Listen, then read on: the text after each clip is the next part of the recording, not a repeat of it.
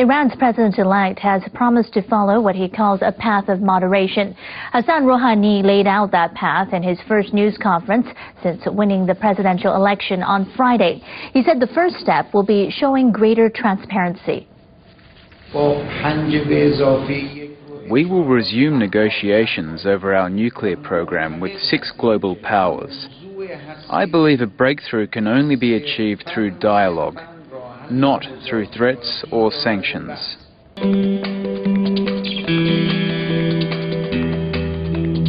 Iran's new president Hasan Rohani has vowed more transparency over its nuclear program, but neighboring Israel isn't convinced. The Iranian election clearly reflects deep disaffection of the Iranian people with its regime, but unfortunately doesn't have the power to change Iran's nuclear ambition, which are determined and guided by, not by the president, but by the supreme ruler, Ayatollah Khamenei.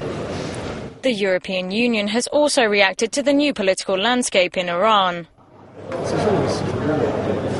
I will continue in my work to urge Iran to work closely with me and with the E3+3 to build confidence in the nature of their nuclear program. Rohani will be hoping to ease economic sanctions placed on his country due to their enrichment of uranium. Western powers fear the program could enrich uranium to nuclear weapons-grade material.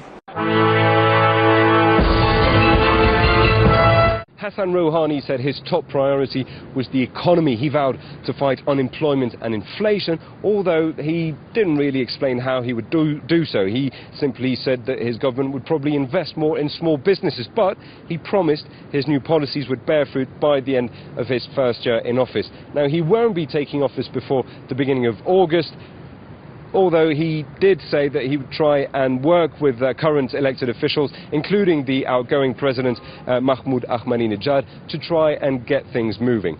On the country's nuclear program, he failed to say whether or not he would agree to the suspension of the country's uranium enrichment program, but offered the international community more transparency ahead of a new round of negotiation. He will be facing the international community on Syria. And what he explained was that what he wanted was what the Syrian people wanted: the end of the civil war and the end of terrorism. But he stopped at that and didn't give any further explanation. Now, what Rohani really came to say, explained, was that he was going to appoint a government of consensus and moderation, and he would avoid selfishness, not something Mahmoud Ahmadinejad was really famous for.